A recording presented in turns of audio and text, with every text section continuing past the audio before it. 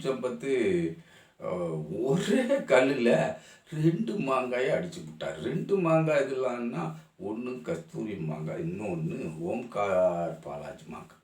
அதாவது ஓம்கார் பாலாஜி அவருடைய own Sun, கஸ்தூரி வந்து அவர் ரிலேட்டிவ். அப்படி இருக்குன்னு வைங்களேன். எப்படா ரிலேட்டிவாக வச்சுன்னு கேட்கக்கூடாது. சூத்திரந்தான் அப்படின்னாலும் கூட ரிலேட்டிவ் தான் வச்சுக்கிடுங்களேன். அது எப்படிலாம் கேட்க முடியாது, அது கேட்கறதுக்கு வாய்ப்பு இல்லை. ஏன்னா அவர் தானே சொந்தமாக இருக்கத்தானே போய் அவர் இந்து மக்கள் கட்சி சார்பாக ஒரு கூட்டத்தை போடுதாரு, பிராமணர்களுக்கு ஆதரவாக கூட்டம் போடக்கூடிய அளவில் இருக்காருன்னா அப்போ ரிலேட்டிவாக இருந்தால் தானே கூட்டம் போட முடியும்.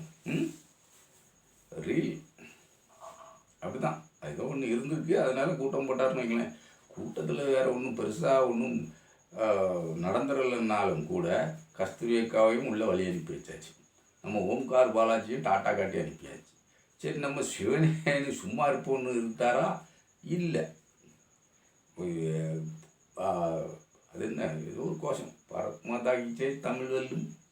ஏன் நீ போகிறது பிள்ளைய காப்பாற்றுன்னு போகிற?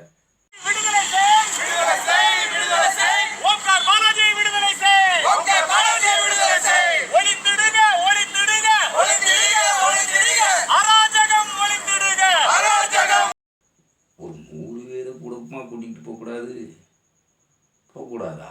ஆமாம், அது சட்டம் ஒழுங்கு பிரச்சனை வரும், அதெல்லாம் செய்யக்கூடாது. நாம் வந்து 4 பேர் 5 பேரோட தான் போகணும். அப்போ தான் அது வந்து நியாயமானதாக இருக்கும், ஒரு செலவு கம்மியானதாகவும் இருக்கும், செலவு இல்லாத இதாக இருக்கும். ஏன்னா ஒரு வழக்குன்னு வந்து ஒரு ஜாமீன் எடுக்கணும்னா கூட 5 பேர்னா 2 ஜாமீன்தார் தானே பார்க்கணும். 10 ஜாமீன்தாரில் போயிடலாம். 100 பேர் 200 பேர்னா அப்புறம் ஊரே அடைக்கெல்லாம் ஜாமீன்தார் பார்க்கணும், அது சிக்கல் தானே. அந்த வகையில் அரசியல் நிலைப்பாடுனாலும் நம்ம அர்ஜுன் சம்பத் அவர்கள் வந்து ஒரு நியாயமாக சிந்தித்து செயல்படக்கூடிய ஒரு நபர். அவர் தான் அப்படின்னா இந்து மக்கள் கட்சியில் இன்னொருத்தர் அந்த கூட்டத்துக்கு போயிருக்காரு.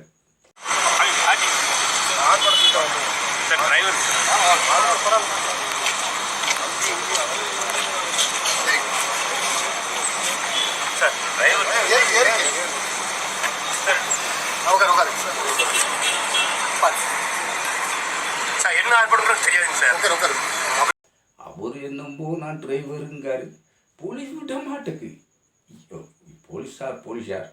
போலீஸ்கார் கொஞ்சம் பார்த்து செய்யுங்க சார். அவர் என்ன கூட்டம்னே தெரியாமல் வந்துட்டார் சார். டிரைவர் சார் கருப்பு துண்டு போட்டிருக்காருங்கிறதுக்காக அவர் பக்தர் கிடையாது சார். அவர் போலீஸ்கார், அவர் பக்தர் கிடையாது சார். அவர் தான் கெஞ்சுறாரு சார், விடுங்க சார். பக்கத்துலலாம் கெஞ்சி பார்த்துட்டாங்க. இல்லைப்பா நீங்கள் உட்காருங்க, உள்ளே உட்காருங்க, என்ன கூட்டம்னு தெரியாமல் ஏன் இந்த கூட்டத்தில் வந்தியா, உள்ளே உட்காருங்க. கூட்டத்தோட கூட்டமாக கல்லறியவா வந்தியா?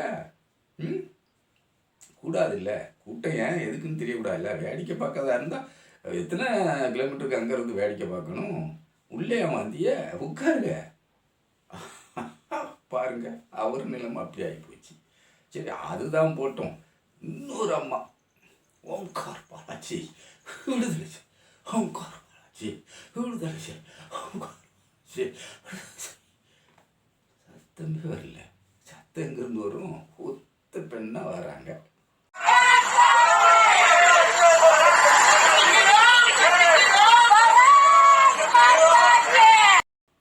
இந்து மக்கள் கட்சியா? நீ யாருக்காக போராட போன?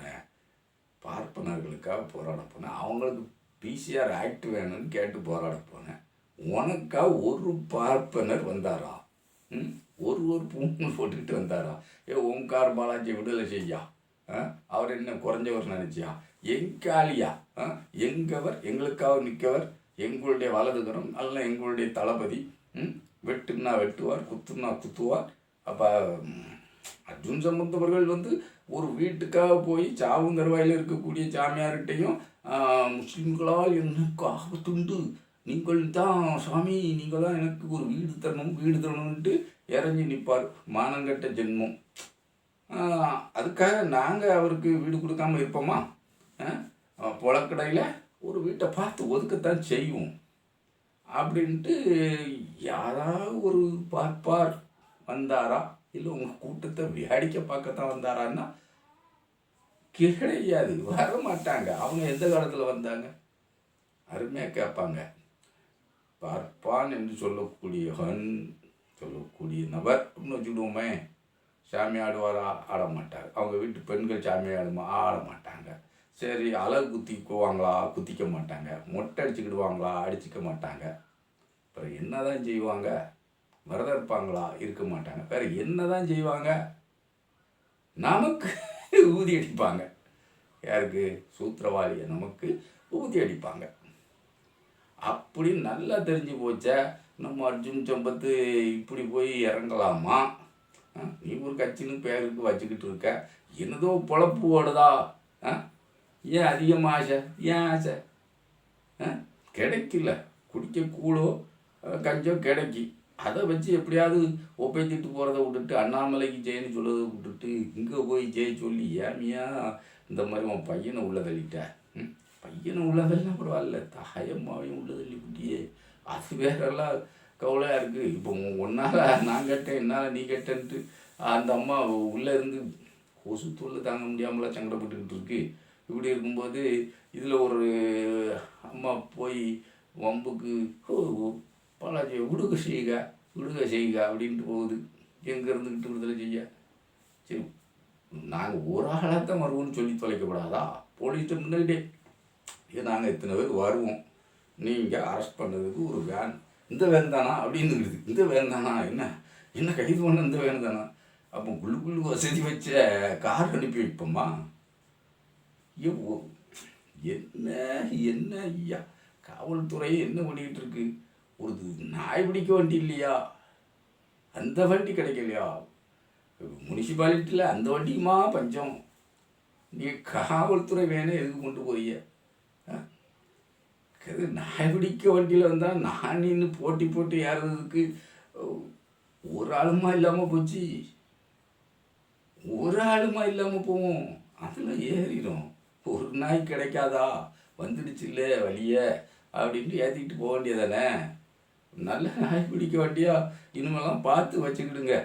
அதைத்தான் நம்ம கேட்டுக்க முடியும். அர்ஜுன் சம்பத் அளவுக்கு அந்த அளவில் போதுமே அப்படிங்கிறது தான் நம்மளுடைய நல்ல எண்ணம்னு வச்சுக்கிட்டு